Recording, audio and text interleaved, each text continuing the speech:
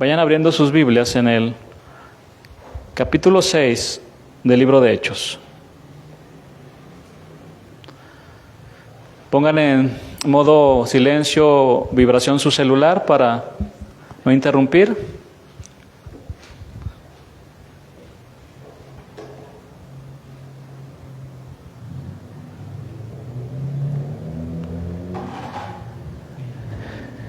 Y vayan a sus Biblias.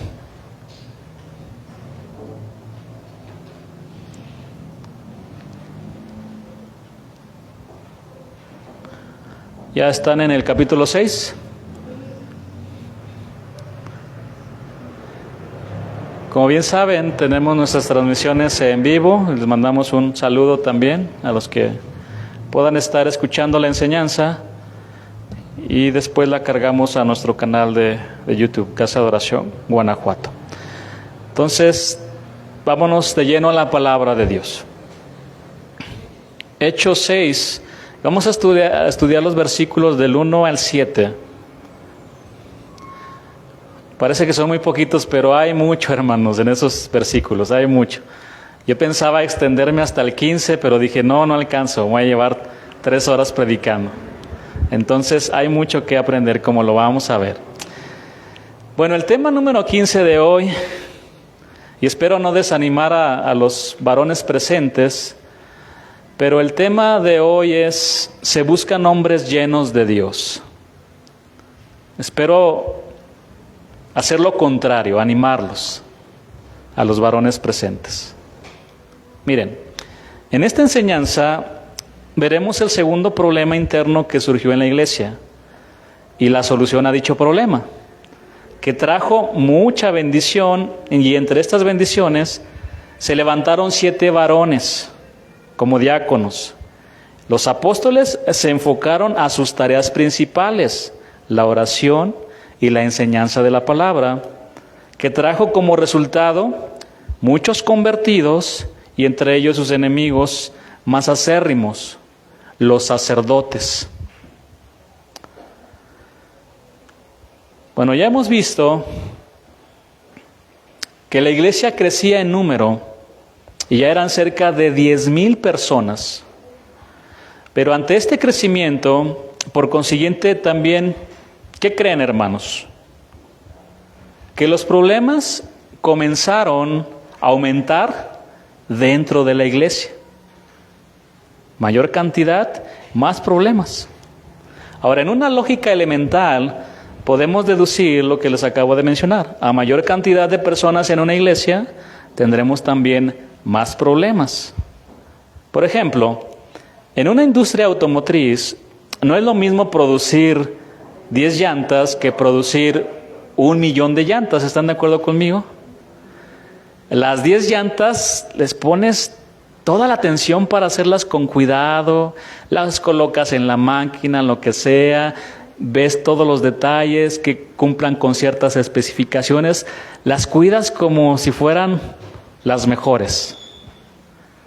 Son 10, pero ya producir 10 millones de llantas, vas a requerir que la máquina se le dé mantenimiento. Si no se le da mantenimiento, surge un problema, se paró la línea, es en serie, no puedes parar. Tienes al cliente, mándame las llantas porque tengo que construir carros, viene la tensión, el estrés.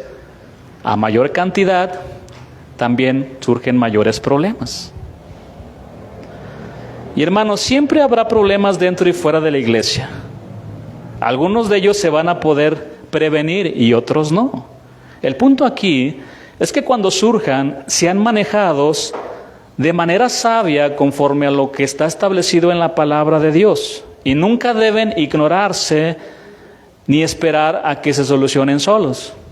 Siempre van a existir problemas. Ahora, en Juan 13:34 al versículo 35, Jesús dijo lo siguiente: un mandamiento nuevo os doy, que os améis unos a otros, como yo os he amado, que también os améis unos a otros. En esto conocerán todos que sois mis discípulos, si tuviereis amor los unos con los otros. Hermanos, ¿sabían que muchos problemas que hoy están viviendo o enfrentando algunas o muchas iglesias han resultado de una aplicación incorrecta de este mandamiento? Muchos creyentes empiezan a mirar a sus hermanos para ver si los están amando como Jesús dijo en este mandamiento. En especial, por ejemplo, algunos se pueden preguntar, ¿realmente en la iglesia de Casa de Oración, Guanajuato, me están amando como deben amarme? Y de inmediato, cuando perciben una falta, le reclaman al hermano y les reprenden diciendo, ¿por qué no me amas como Jesús dijo? Y en muchas ocasiones utilizan la frase ya bien trillada, todos ahí son unos hipócritas. No obstante, cuando Jesús dio este mandamiento, su intención fue lo opuesto. Él quería que cada uno de nosotros empezáramos a mirar dentro de nuestro propio corazón, lo cual nos debería llevar a preguntarnos lo siguiente: ¿realmente estoy amando a mis hermanos como a mí me ama el Señor? Ya cambió. Si cada uno de nosotros vemos este mandamiento desde la perspectiva de Jesús, no nuestra, de Jesús. Es decir, si empezáramos a examinarnos nosotros en cuanto al amor, en lugar de examinar a los demás, créanme, hermanos, la iglesia de Cristo sería diferente y se evitarían muchos problemas internos como el que vamos a ver a continuación. Versículo 1 del capítulo 6. Hechos 6, versículo 1.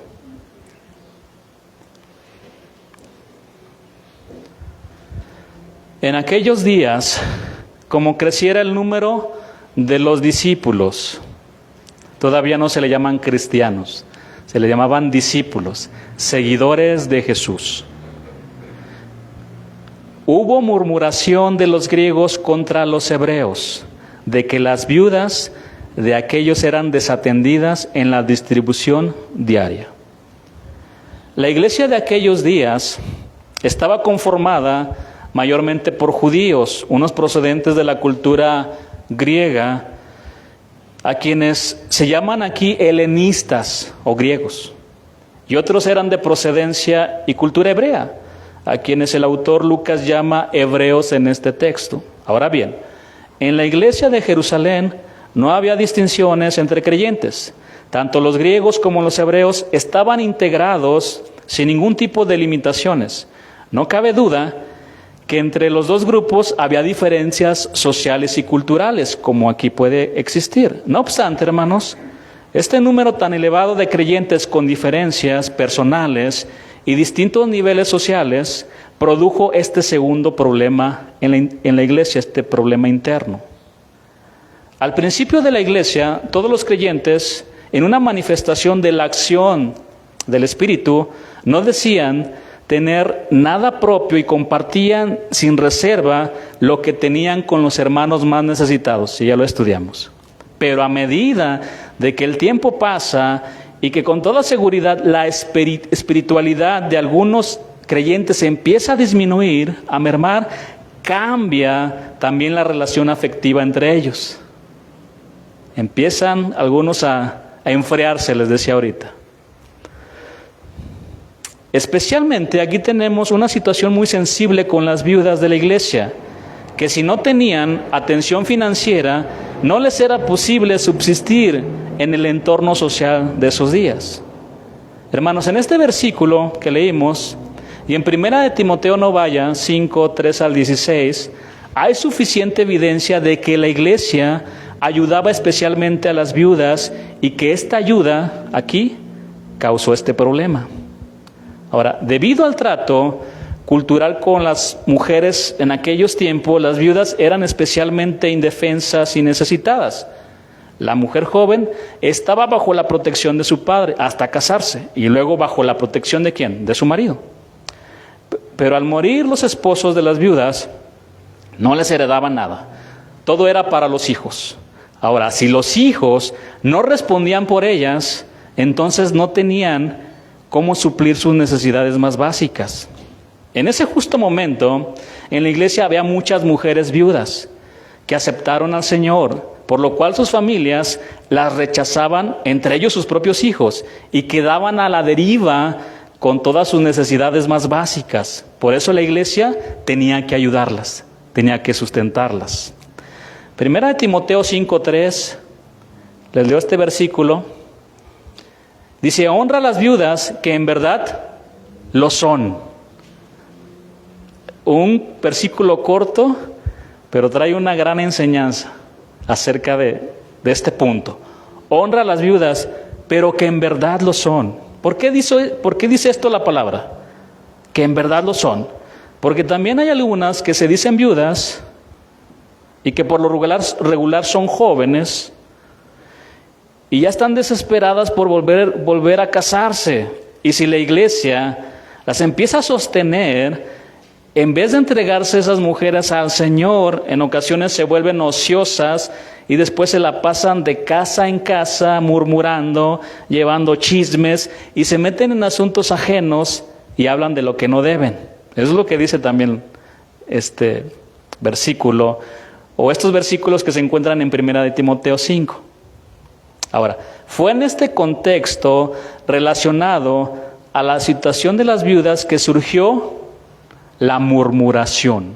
Hubo murmuración. La palabra en el griego está difícil de pronunciar, voy a tratar. No se rían. Onomatopeica.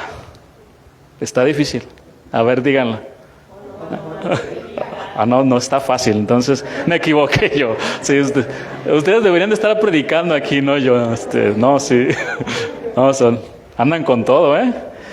Bueno, esa palabra, que se adecúa a la palabra refunfuño. Y un refunfuño es emitir voces confusas o palabras articuladas entre dientes, en señal de enojo y desagrado. Bueno, las pláticas, en principio secretas, fueron aumentando hasta que se hicieron evidentes en la congregación. Esta murmuración o refunfuño venían de los griegos, como leímos en este versículo.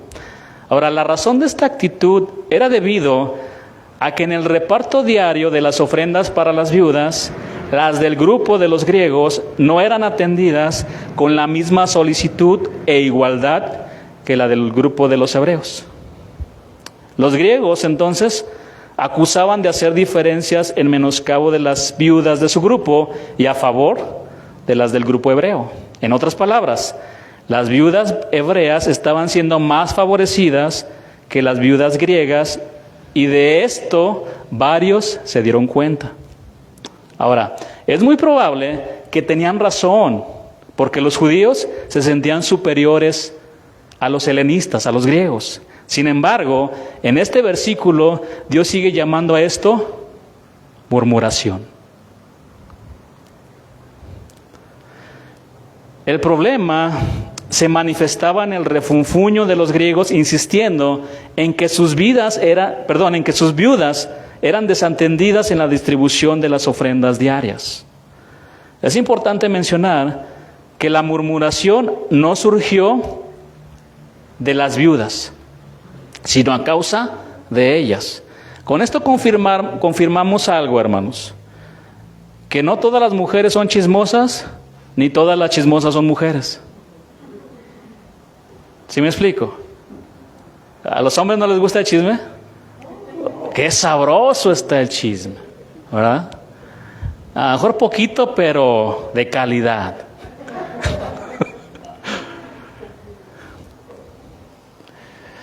Es muy interesante apreciar que la tensión y el conflicto no se basaba en interpretaciones teológicas o en cuestiones doctrinales, sino en asuntos de práctica cotidiana. Vean el problema. Es así, a lo largo del tiempo, que las cuestiones menos trascendentes son las que generan conflictos y causan divisiones. Aquí podemos ver la manifestación de la carne contra el fruto del Espíritu. Ahora, este problema de posibles discriminaciones en el reparto de las ofrendas se hubiera resuelto, escuchen esto, si quienes estaban resentidos hubieran acudido a los apóstoles o al liderazgo de la iglesia, pero no lo hicieron. Hubieran.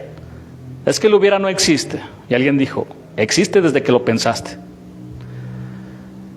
Es que hubieran ido. Bueno, si hubieran ido a los apóstoles a contarles esto, pero en lugar de eso, dieron ocasión a las murmuraciones que generaban divisiones entre los hermanos. Hermanos, la murmuración es uno de los pecados más comunes dentro de la iglesia, ¿sabían? Y es como la carcoma que destruye un árbol por dentro hasta que lo derrumba. Santiago probablemente vivió en carne propia este problema como uno de los líderes de la iglesia, por lo cual nos escribió lo siguiente con respecto a este pecado. Santiago 4:11, ahora sí vayan ahí.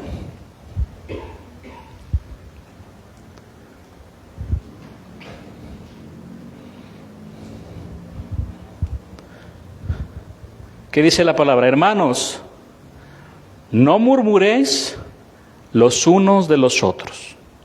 El que murmura del hermano y juzga a su hermano, murmura de la ley y juzga a la ley. Pero si tú juzgas a la ley, no eres hacedor de la ley, sino juez. Te estás poniendo en el lugar de Dios.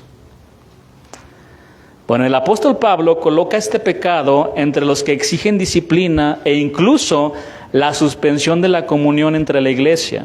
¿Quieren verlo? Primera de Corintios 5:11. Primera de Corintios 5:11. Más bien os escribí que no os juntéis con ninguno. Esta palabra que sigue a continuación es clave. Que llamándose hermano, fuere fornicario, o avaro, o idólatra, o maldiciente. Y esta palabra, maldiciente, ¿qué significa? Difamador, hablar mal de los demás. O borracho, o ladrón, con el tal, ni aun comáis. Ahora, la idea del término refunfuño hace referencia a difamar, es decir, hablar mal para desprestigiar a otros. Generalmente se trata de usar palabras duras y descrédito contra alguien que no está delante y no puede defenderse, manifestando con ello no solo el pecado de desprestigiar a otro, sino de cobardía, porque contra quien murmura no está presente. Hermanos, ¿saben por qué existe el chismoso? ¿Sí saben? Porque siempre va a encontrar a alguien bien dispuesto a oír el chisme. ¿Saben? Por eso existen. Proverbios 18:8 dice así la palabra. Las palabras del chismoso son como bocados suaves y penetran hasta las entrañas. Otras versiones dicen de este versículo así: los chismes son deliciosos manjares, penetran hasta lo más íntimo del ser. Otra versión dice: qué sabrosos son los chismes, pero cuánto daño causan, con signos de exclamación.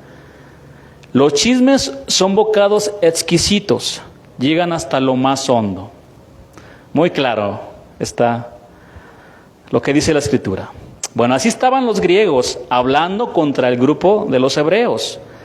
Al ver que tenían cierta preferencia y que no se repartían justamente las ofrendas para las viudas griegas, empezaron a murmurar con otros, hablando entre dientes, manifestando queja y disgusto contra los hebreos. En pocas palabras, prepararon un banquete delicioso donde el platillo principal era el chisme. Se estaban comiendo unos manjares deliciosos que envenenan el alma. Porque envenenan el alma, hermano, ¿sí o no? Ya después aquella persona de la que están hablando sin darse cuenta, pero ya empezaron a murmurar y envenenaron el alma de muchos a su alrededor contra aquella persona. Hermanos, es urgente reafirmar otra vez la necesidad de vivir la experiencia del amor al prójimo antes de enfatizar las verdades de la fe.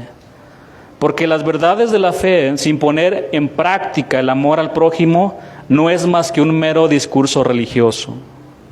¿De qué nos sirve mucha teología y conocer las profundidades de la Escritura si no le ponemos freno a nuestra lengua que incendia casas por todos lados? ¿De qué nos sirve? Los 12 apóstoles, en vez de pasar por alto o tratar de evitar de enfrentar este problema interno en la iglesia, tomaron muy en serio este problema y le dieron su propuesta a la iglesia para poder solucionarlo. Veamos en el siguiente versículo, en el versículo 2, qué fue lo que hicieron los 12 apóstoles para dar solución a este problema interno que estaba enfrentando la iglesia. Vamos al versículo 2 de Hechos 6. Entonces los 12, refiriéndose a los apóstoles, convocaron a la multitud de los discípulos y dijeron: no es justo que nosotros dejemos la palabra de Dios para servir a las mesas.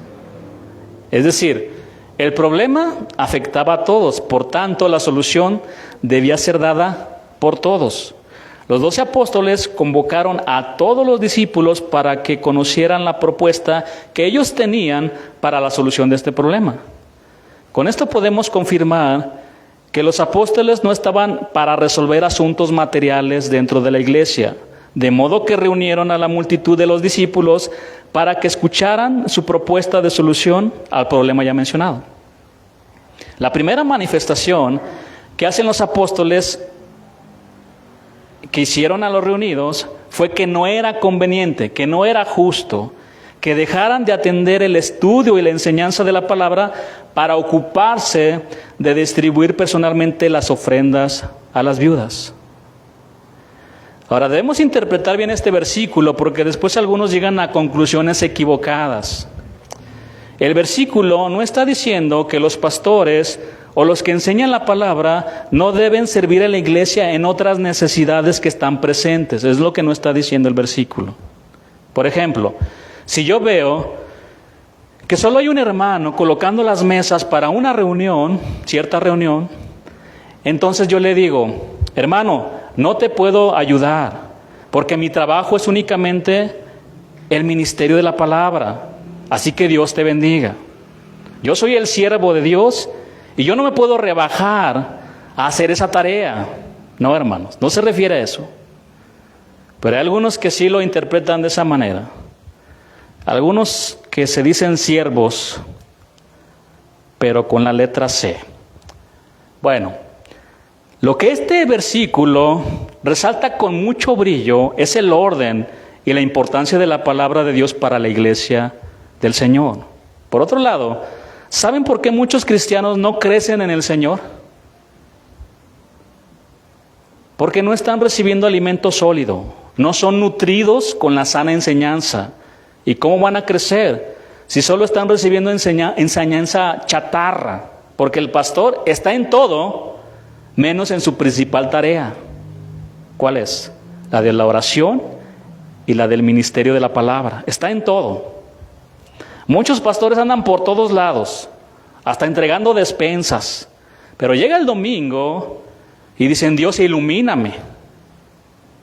Y por no estudiar la palabra, sacan de contexto las palabras de Jesús. De Jesús que dijo: no se preocupen por lo que vayan a decir, ni piensen, porque el Espíritu Santo les dará palabras para que hablen. Y toman ese versículo, lo sacan de contexto. Y no se preparan. Entonces vamos a orar, hermanos. Ya cuando les toca dar la enseñanza, vamos a orar porque no se preparó. Y lo que les va a enseñar o lo que les va a dar de alimento es alimento chatarra. Sacan un versículo, nada más embarran ahí su enseñanza con un versículo y se lo dan a la iglesia. Se la pasan 30 horas, pues sí, yo creo que 30 horas, ¿no? Orando ahí, tumbando a la gente y al final nada más les dan ahí su versículo y no se preparan. Hermanos, la labor principal de los guías espirituales es la de enseñar la palabra de Dios. Las labores materiales deben ser atendidas por otros hermanos a fin de que los pastores se dediquen plenamente a pastorear la iglesia. ¿Cómo? ¿Con mis visiones? ¿Con mis ideas? ¿Con mis sueños proféticos? ¿Con mis planes? No, la iglesia del Señor se pastorea con la palabra de Dios. Y nosotros los que predicamos tenemos que vivir también la palabra de Dios. De esa manera se pastorea. La idea expresada en el versículo es sumamente interesante.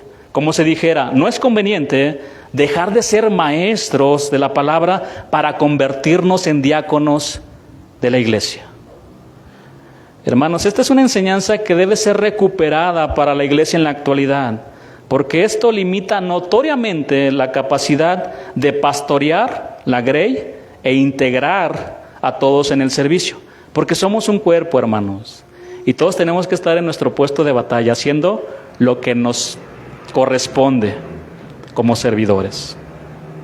Entonces vemos al pastor haciendo de todo, por todos lados, lavando los baños, y es verdad, llega el domingo y ¿qué les digo, Señor? Pues me la pasé en, no sé, limpiando el baño, entregando despensas, y fui a recoger tantas cosas que puede hacer el pastor. No es justo que nosotros dejemos la palabra de Dios para servir a las mesas. Voy a aprovechar esto para darles un comercial. ¿Alguna vez se ha preguntado, y no es una queja, hermanos, por favor, no es una queja, no lo tome así, les quiero enseñar la palabra, pero alguna vez se ha preguntado si se pagó en tiempo la renta, la luz y el agua? ¿Y a mí qué me interesa eso, pastor? Yo quiero la palabra de Dios. Hermanos, no estaríamos aquí. Todo es necesario y alguien lo tiene que hacer. ¿O se ha preguntado, por ejemplo, o mejor dicho, cuál sería nuestra reacción si el día de hoy hubiéramos llegado aquí y vemos que la silla trae salsa y ves por ahí un bote de basura y entras al baño y te das cuenta que están sucios y que no los limpiaron? ¿Cuál sería nuestra reacción? No es una queja, hermanos, porque después, así, el pastor ya se está quejando. No, lo hacemos como para el Señor. Y hay tiempo, la iglesia empieza a madurar, empiezan a crecer. Y tantas cosas, les puedo decir tantas cosas, pero ahí me voy a detener. Aunque sabemos que nuestro servicio comienza como con nuestra vida y en el hogar, no podemos ni debemos quedarnos ahí. Ante la gran necesidad que existe en nuestra iglesia local, se tiene que extender más nuestro amor al Señor y nuestro servicio a Él. Bueno, había un problema, pero al mismo tiempo una gran necesidad dentro de la iglesia. Y el Señor permitió todo esto para que se buscaran y se eligieran hombres llenos de Dios para que atendieran de manera justa a las viudas, tanto a griegas como a hebreas. ¿Quieren verlo? Hechos 6, versículo 3.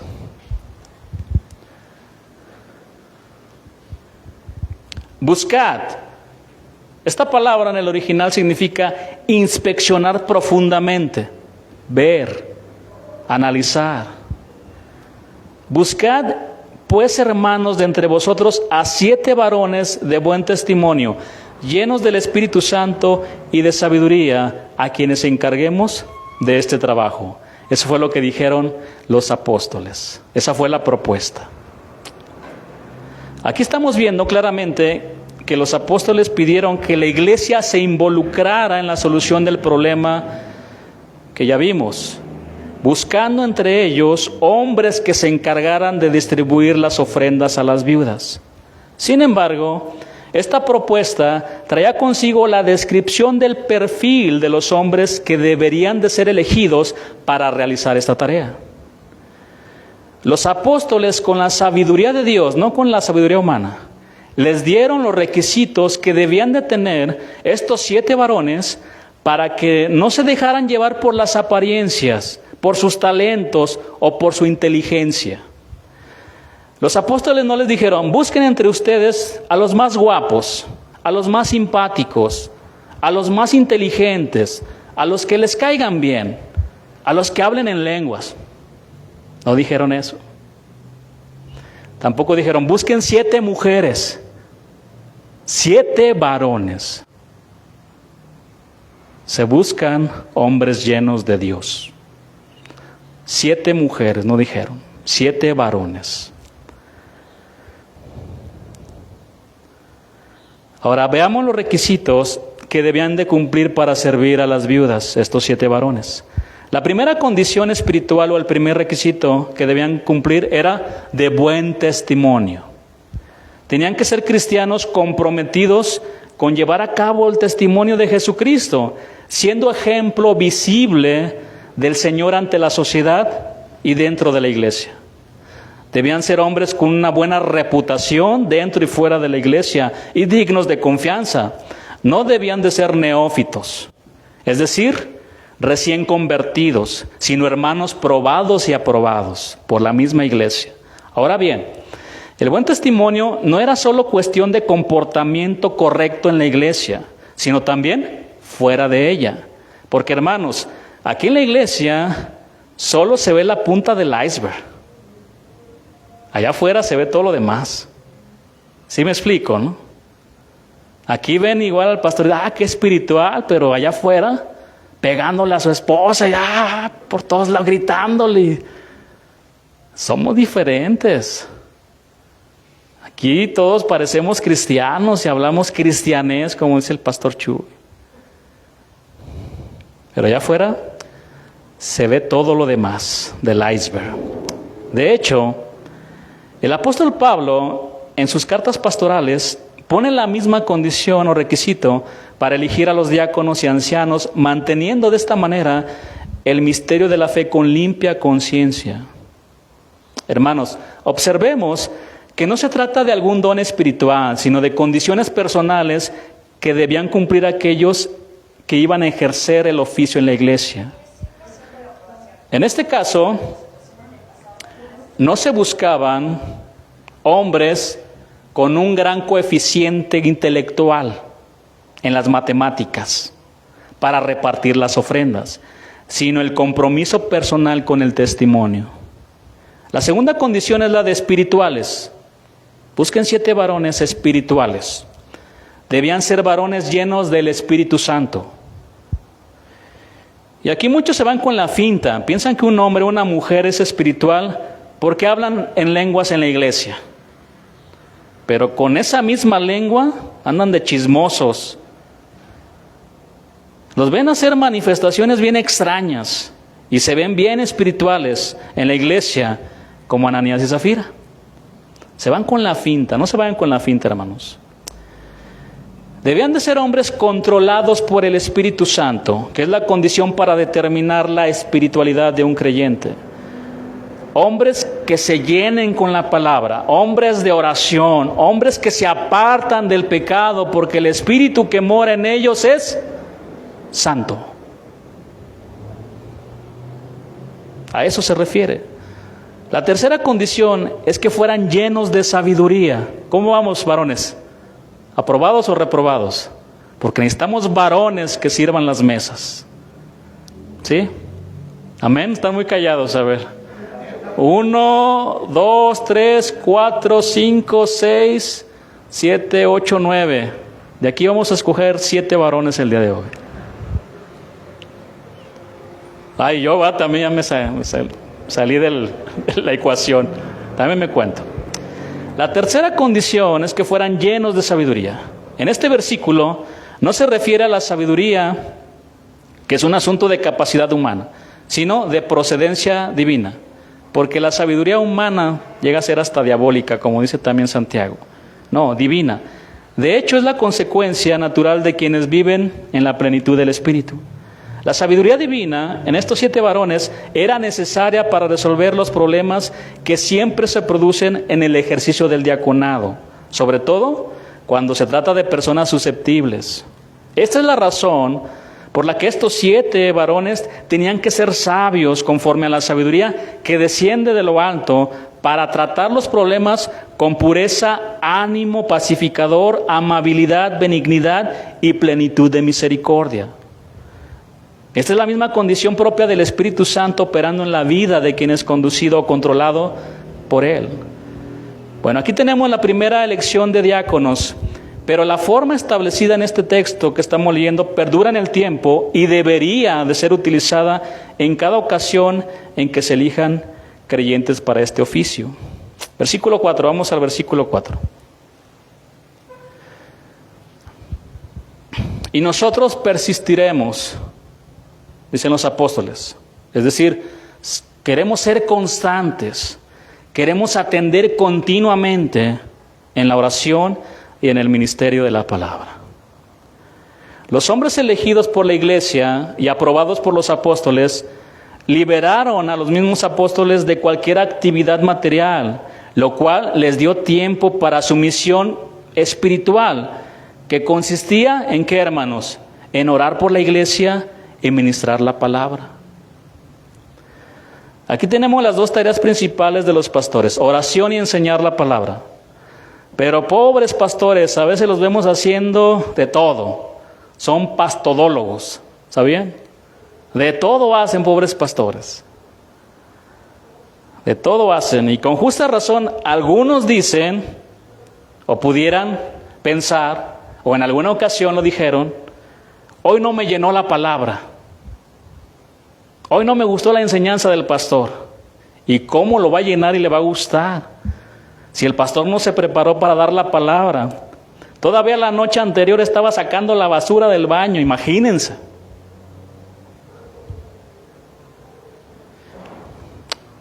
Y no quiero volver a caer en eso de que me estoy quejando. No, hermanos, es una realidad de muchas iglesias, ¿sabían? Son pastodólogos. Ahora, también nuestra responsabilidad es supervisar y ver que las cosas también se hagan conforme a lo establecido en la palabra. Pero de ahí a que todo lo haga el pastor, no puede ni debe, para eso somos un cuerpo. Al igual que Jesús, los pastores deben de pasar tiempo en oración para tomar decisiones en la iglesia que estén alineadas con la voluntad de Dios. El otro pilar de la iglesia es la exposición de la palabra de Dios, la palabra de Dios fielmente apegada a las mismas escrituras. No hay nada, hermanos, que pueda sustituir el ministerio de la palabra. Una congregación poco instruida en la palabra genera infantilismo espiritual, en cuya situación los creyentes son fácilmente llevados de un lado a otro por viento de doctrina. Por eso no crecen, porque hay escasez de la palabra, no hay visión. Eso es lo que se refiere aquí en el Antiguo Testamento. No había visión en aquellos tiempos, era porque no había palabra de Dios. Y por tal razón vemos iglesias anoréxicas, muy débiles, por la falta del alimento espiritual sólido. Los que enseñan la palabra deben prepararse. Imagínense que el día de hoy yo les predique 5 pasos para que puedan obtener la casa de sus sueños. Amén, pastor. Dios lo bendiga. Me encantó ese mensaje poderoso. Híjole. Cuando llegue la prueba allá afuera, ese mensaje chatarra, esos dorilocos, esa maruchan, no te va a sostener para nada. Porque no se predica la palabra fielmente. Al contrario, te va a hacer daño. Como esa maruchan que todavía traigo desde hace 3 meses. Pero qué rica está, pastor. Eso nadie me lo quita. Bueno, está bien. Por despreciar las verduritas. Bueno, esta simple reflexión sobre la gran importancia de la palabra permite entender la razón por la que los 12 derivaban hacia otro las responsabilidades administrativas para que ellos se dedicaran a la oración, a la exposición bíblica, lo cual representa un desafío en toda regla para el liderazgo en este tiempo. Hermanos, es necesario y urgente retomar la exposición sistemática de la Biblia en la iglesia, si queremos que el pueblo de Dios sea enteramente preparado para toda buena obra. Esto requiere también entender que no todos los creyentes han sido dotados para la enseñanza y que ésta debe ser ejercida por aquellos a quienes el Espíritu ha dado el don de pastor o maestro. Aún para estos es necesaria la formación bíblico-teológica que les capacite para el ejercicio del don. Ahora, el hecho de que tú vayas a estudiar a un instituto bíblico, eso no te hace pastor. Ya me gradué. Fui a una escuela y ya me gradué de pastor. No, eso no. Los pastores se forman.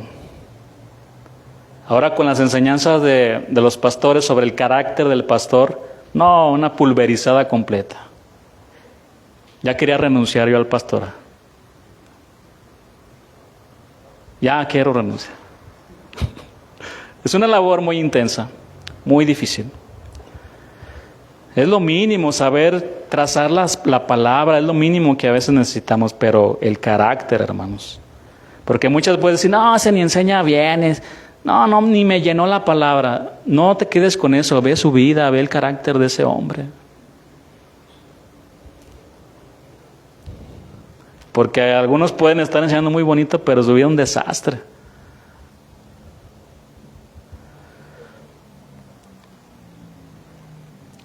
Las dos tareas principales de los días espirituales son la oración y el ministerio de la palabra.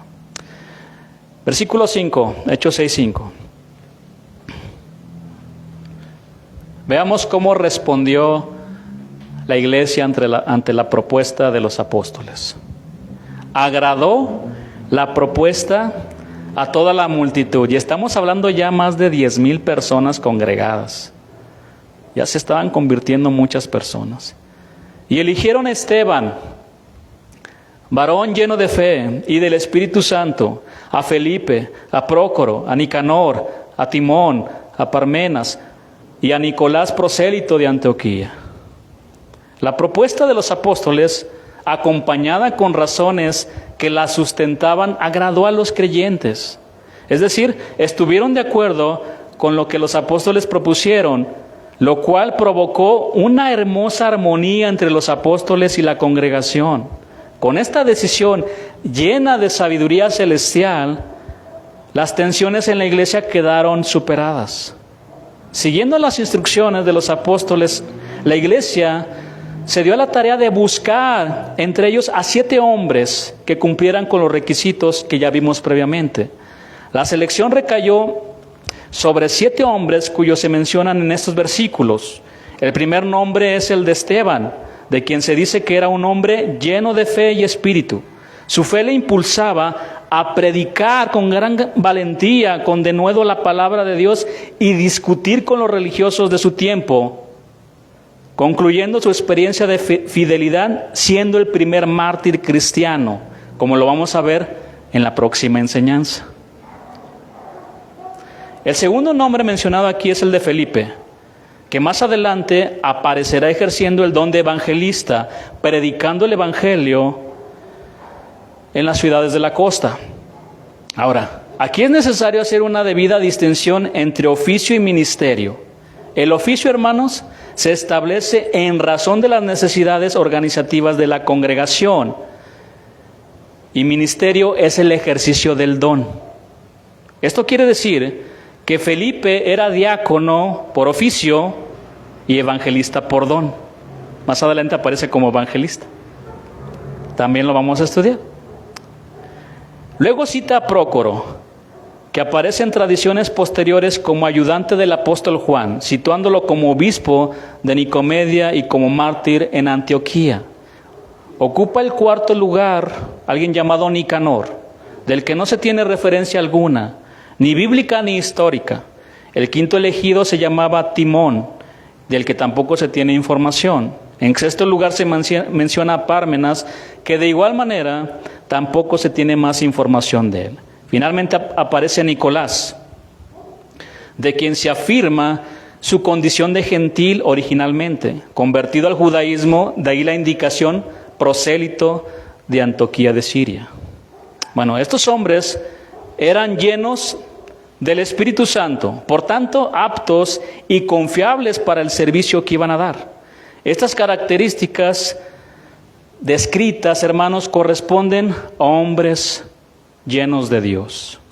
Se buscan hombres llenos de Dios.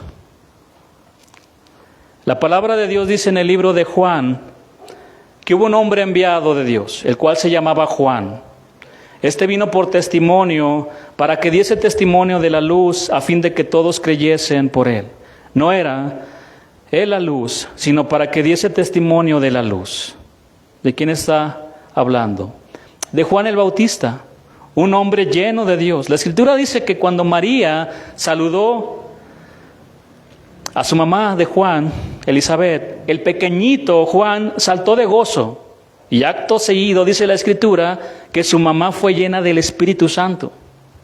Juan era un hombre que se llenó de la palabra. Él mismo proclamaba con denuedo lo que la palabra decía de él mismo. Juan 1:19 al versículo 23 que les leo. Este es el mismo testimonio de Juan. Cuando los judíos enviaron de Jerusalén sacerdotes y levitas para que le preguntasen, ¿tú quién eres? Confesó y no negó, sino confesó, yo no soy el Cristo. Y le preguntaron, ¿qué pues? ¿Eres tú Elías? Dijo, no soy. ¿Eres tú el profeta? Y respondió, no. Le dijeron, pues ¿quién eres? Para que demos respuesta a los que nos enviaron, ¿qué dices de ti mismo? ¿Y qué respondió? Con la misma palabra, lo que la palabra decía acerca de él. Dijo, yo soy la voz de uno que clama en el desierto, enderezad el camino del Señor, como dijo ¿quién? El profeta Isaías. Hermanos, la palabra de Dios recorría sus venas. Por tal razón, allí en el desierto, vestido de una manera muy peculiar, proclamaba de lo que estaba lleno de ¿qué? De la palabra de Dios. Y Juan, como cualquier hombre, tuvo sus debilidades y en una ocasión su fe se tambaleó en un momento y mandó a unos de sus discípulos para que le preguntaran a Jesús si él era el Mesías, el enviado prometido. Se buscan hombres llenos de Dios, no perfectos, hermanos. Este hombre de Dios dijo unas palabras que deberían hacer eco en lo más profundo de nuestros corazones y estremecer todo nuestro ser interior. Es necesario que Él crezca, que Él aumente, pero que yo mengüe, que yo me haga menos y disminuya. Es necesario.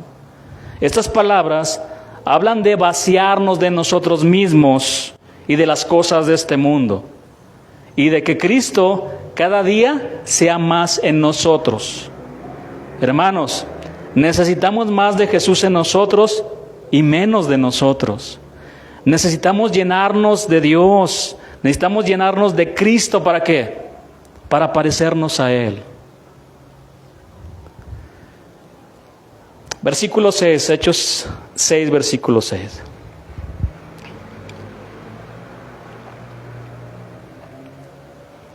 A los cuales presentaron ante los apóstoles, quienes orando les impusieron las manos.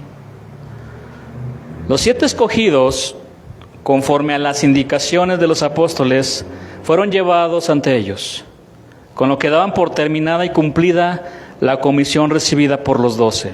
Los apóstoles dieron por buena la elección de los 7 cuyos nombres ya fueron mencionados, siendo reconocidos y aceptados para el ejercicio de su oficio como diáconos.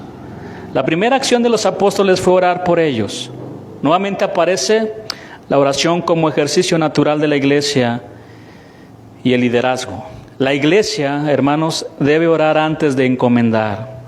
Aquellos 7 hombres necesitaban mucha sabiduría de Dios, por tanto, necesitaban la oración intercesora de la iglesia. Es importante que ustedes oren por sus pastores, por los servidores, por todos, hermanos. La segunda acción fue imponerle las manos como expresión de plena identificación. Estos 7 hombres eran la extensión de la iglesia en el servicio de la administración de las ofrendas. Por tanto, los apóstoles en el ejercicio de liderazgo se identifican con ellos y con el oficio que se les encomendó. Ellos hicieron la labor que hubiera ocupado mucho a los apóstoles si ellos hubieran continuado haciendo la labor de entregar las ofrendas a las viudas. Por tanto, ellos tenían el beneplácito del liderazgo de la iglesia para llevar a cabo esa tarea. La imposición de manos para encomendar a servicio o ministerio se extiende fuera del entorno de Jerusalén, como se aprecia en el envío de los primeros misioneros desde la iglesia en Antioquía, capítulo 13, y en el caso de Timoteo, en la primera carta de Timoteo 5:22. Pero vamos al versículo 7. Hechos 6, 7. Y crecía la palabra del Señor, y el número de los discípulos se multiplicaba grandemente en Jerusalén. Entonces imagínense, de ser 10,000, se estaba multiplicando. También muchos de los sacerdotes obedecían a la fe. Como consecuencia de que se levantaron 7 hombres llenos de Dios para atender a las viudas por medio de las ofrendas, y de que los apóstoles se dedicaron a sus tareas principales de orar y enseñar la palabra, este versículo 7 dice, crecía la palabra del Señor. Las congregaciones aumentaban y se consolidaban, se afirmaban en la medida de que se enseñaba la Escritura. Notemos también que la palabra aumentaba en la evangelización, lo que indica que el evangelio que se predicaba era un evangelio bíblico, es decir, basado en la palabra de Dios. Esto implica necesariamente que no solo los apóstoles estaban comprometidos con la extensión del evangelio, sino que otros cristianos colaboraban en este ministerio a medida de que ellos también eran enseñados por los apóstoles de manera paralela. Recibían la palabra y enseñaban la palabra a los que no conocían. Como les mencionaba hace unos momentos, las reuniones presenciales de los domingos, cualquier reunión que tengamos en la iglesia, invite a alguien que no conozca del Señor, que no haya escuchado nada acerca de la palabra de Dios, invítelo. Necesitan la palabra de Dios. Gente, cada segundo está muriendo en este mundo, donde tenemos 7,000 millones de personas, y muchos se están yendo directamente al infierno, porque no escuchan la palabra de Dios. Entonces, te necesitamos predicar. Y les decía, a veces nos enfocamos que el hermano, sí, está bien, vamos a orar por los hermanos también, tienen necesidad. Pero yo podría poner en la balanza, ¿quién tendrá más necesidad? Si ese hermano que está padeciendo una situación que, claro, pero aquel que no sabe nada del Señor y se puede ir al infierno. El crecimiento de la palabra no se detuvo. El imperfecto del verbo crecía expresa la idea de continuar creciendo como venía ocurriendo. Hermanos, la exposición bíblica y la predicación del Evangelio fueron elementos inseparables de la identidad de la iglesia. Esa actividad requería la dedicación a pleno de los apóstoles, que consideraban prioridad de esto y la oración sobre cualquier otra cosa, incluida la atención a las viudas necesitadas. Dios bendecía el ministerio de la palabra y la evangelización de manera que el número de discípulos, esto es, creyentes que seguían a Cristo, aumentaba continuamente. Ese crecimiento al que se refiere aquí el autor tenía que ver con Jerusalén, lugar donde se habían concentrado todos los esfuerzos de los 12 y donde se había consolidado y establecido una gran iglesia.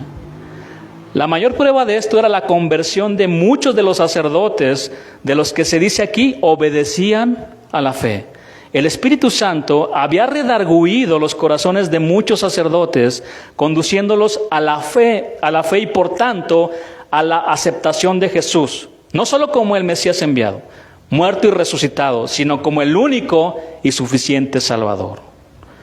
Recordemos que los sacerdotes eran conocedores de las Escrituras y una de sus misiones era enseñar la ley al pueblo. El Espíritu Santo iluminó la mente y el corazón de muchos de ellos, que al entender el mensaje del Evangelio como la buena noticia al cumplimiento de la redención que los profetas habían anunciado antes, abrazaron la fe, aceptaron el mensaje y se unieron a los cristianos. Es probable que algunos de estos sacerdotes eran principales, es decir, que pertenecían a la clase de orden sacerdotal. Si esto fue así, fue muy sorprendente de que los más rebeldes fueron alcanzados por el Evangelio, ya que su posición doctrinal correspondía a la de los saduceos, que negaban la resurrección, los peores. Con esto, mis hermanos, podemos comprobar que todas las cosas ayudan a bien a los que aman a Dios. Los problemas en la iglesia siempre van a existir. No hay iglesia perfecta. ¿O sí hay iglesia perfecta? Todas las iglesias están conformadas por personas imperfectas. Todos nos equivocamos. Por eso necesitamos la palabra para ser transformados. Este problema sirvió para que se levantaran 7 hombres llenos de Dios y principalmente para que la iglesia se diera cuenta de la gran importancia de la oración y de la palabra del Señor, la cual debe ser nuestra prioridad en esta vida. Y quiero cerrar esta enseñanza con una pregunta.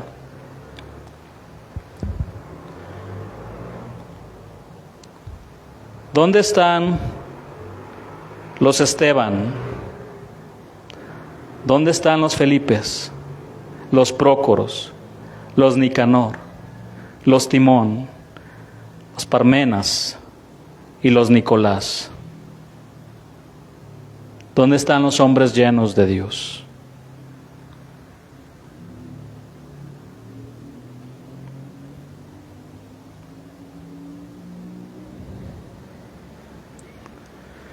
No perfectos, llenos de Dios.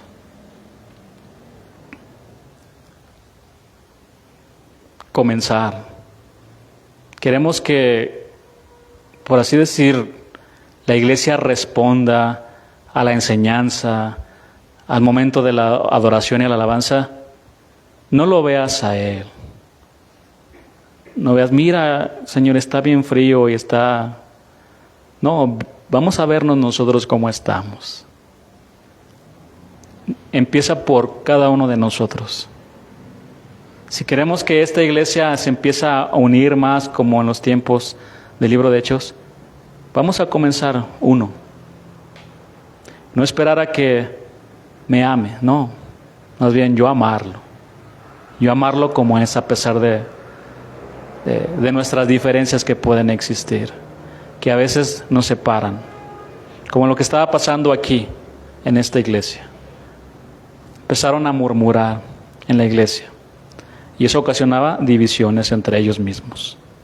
Entonces, pero a mí me sorprende cómo el Señor, de algo negativo sale algo positivo, porque de ese problema se levantaron 7 varones y los apóstoles empezaron a hacer su tarea, su principal tarea, predicar y enseñar la palabra.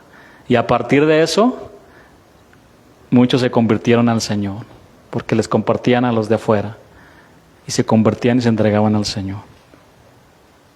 Todas las cosas ayudan a bien a los que aman a Dios. Levántese, hermano, vamos a darle gracias a Dios.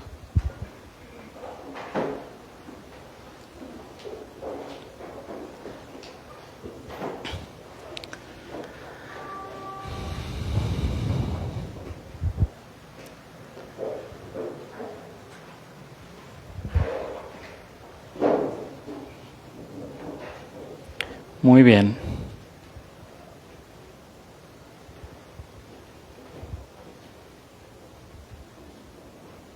Al final, nosotros como varones tenemos una gran responsabilidad.